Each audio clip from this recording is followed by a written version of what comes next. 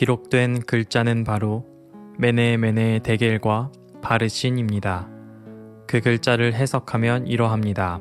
메네는 하나님이 이미 임금님의 나라의 시대를 계산하셔서 그것이 끝나게 하셨다는 것이고, 데겔은 임금님이 저울에 달리셨는데 무게가 부족함이 드러났다는 것이고, 바르신은 임금님의 왕국이 둘로 나뉘어서 메대와 페르시아 사람에게 넘어갔다는 뜻입니다. 벨사살이 곧 명령을 내려서 다니엘에게 자색 옷을 입히고 그의 목에 금목걸이를 걸어주었으며 그를 그 나라에서 셋째 가는 통치자로 삼았다. 바로 그날 밤에 바빌로니아의 벨사살 왕은 살해되었고 메대 사람 다리우스가 그 나라를 차지하였다. 다리우스의 나이는 62살이었다. 다니엘서 5장 25절에서 31절 말씀. 근 100년에 가까운 바빌론의 시대가 막을 내립니다. 바빌론의 마지막 왕으로 기록된 벨사살. 하지만 역사적으로 그는 진정한 왕이 아니었습니다. 벨사살은 왕의 권리를 부여받고 군대를 일부 지휘했으며 곡물 받기 등 전형적인 군주의 대권들을 많이 가지긴 했지만 언제나 왕 세자로 불렸습니다. 결코 왕이라는 칭호를 취하지 못했습니다.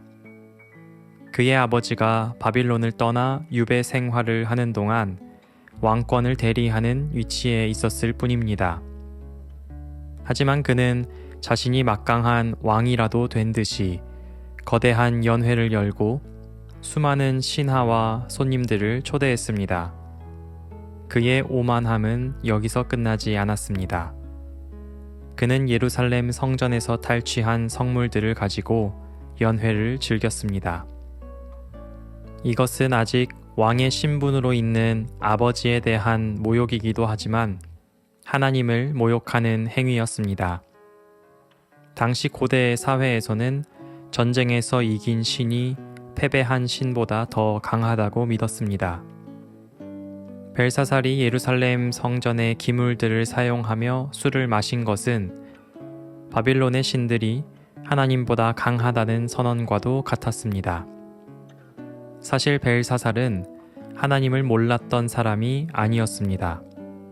그의 아버지 느부갓네살은 바빌론 제국의 가장 강력한 왕이었지만 하나님을 무시하고 교만해졌다가 들짐승처럼 풀을 뜯어먹으며 광야를 헤맸습니다.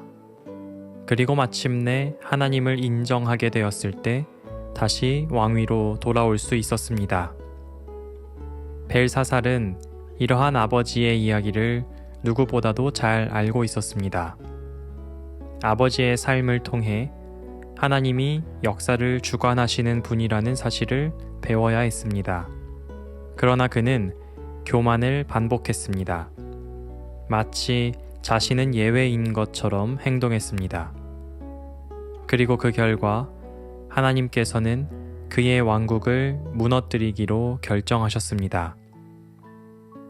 우리는 종종 역사를 통해 배우지 못하는 인간의 한계를 보게 됩니다. 권력을 가진 자들이 교만해지고 자신의 힘으로 모든 것을 통제할 수 있다고 착각할 때 그들은 결국 몰락합니다. 벨사살은 그 전형적인 사례였습니다. 벨사살의 연회 자리에서 벽에 새겨진 글씨는 벨사살에게 내려진 심판의 메시지였습니다. 메네 데겔 바르신. 바빌론의 운명을 결정짓는 하나님의 선언이었습니다. 메네는 하나님께서 당신의 나라의 날수를 세셨고 끝나게 하셨다 라는 의미를 가지고 있습니다. 데겔은 달아보았다 라는 의미입니다. 당신을 저울에 달아보았더니 무게가 부족했다. 바르신은 나뉘었다 라는 의미가 있으며 당신의 나라가 메대와 페르시아에게 나누어질 것이다 라고 해석되었습니다. 벨사살은 왕의 자리에는 있었지만 진정한 왕의 무게를 가진 사람이 아니었습니다. 지도자의 자리는 권력만 쥐는 것이 아니라 책임이 따르는 자리입니다. 하지만 벨사살은 그 책임을 감당하지 못했습니다. 하나님께서 그의 인생을 저울에 달아보았을 때 그는 너무 가벼운 사람이었습니다. 오늘날 우리 사회에서도 동일한 원리가 적용됩니다. 지도자의 자리에 앉을 만한 인물이 아님에도 통치를 계속한다면 개인만 몰락하는 것이 아니고 공동체 전체가 몰락하게 됩니다. 심지어 그가 하나님을 대적하기까지 한다면 성경이 보여주는 결국은 죽음입니다. 다니엘은 자신이 해석한 그대로를 벨사살에게 전달해주기 겁이 났을지도 모릅니다. 당신은 왕의 자리에 앉을 무게가 아니고 당신이 하나님을 알면서도 거역했기 때문에 이 나라가 다른 나라에게 넘어갈 것이라는 어두운 미래를 고지곳대로 전달한다면 왕에게 죽임을 당할 수도 있기 때문입니다. 하지만 다니엘은 벨사살에게 직언했습니다. 그리고 그날 밤 벨사살은 죽임을 당합니다. 하나님께서는 인간이 자신을 모욕하는 것을 영원히 두고 보진 않으십니다. 때로는 하나님이 오래 참으시는 것처럼 보이지만 반드시 하나님의 공의는 실현됩니다. 바빌론은 영원할 것 같았지만 단 한순간에 무너졌습니다. 벨사살이 대단한 왕처럼 보였지만 그 밤에 그의 생명은 끝났습니다. 벨사살과 같은 권력자들이 오늘날에도 존재합니다. 우리는 모두 벨사살의 시대 속에서 살고 있습니다. 왕의 무게를 감당하지 못하는 사람들이 권력을 휘두르고 책임을 다하지 않는 사람들이 지도자의 자리에 서 있습니다. 그들은 사회 곳곳에서 영향력을 행사하고 있지만 결국 그 끝은 하나님 앞에서 심판받을 것입니다. 그러나 중요한 것은 그러한 현실 속에서 우리가 어떤 태도를 가져야 하느냐는 것이겠지요. 다니엘은 벨사살의 잘못을 알고도 침묵하지 않았습니다. 왕 앞에서라도 하나님의 말씀을 그대로 전했고 불의를 직면하며 진리를 말했습니다. 이것이 신앙인의 태도입니다.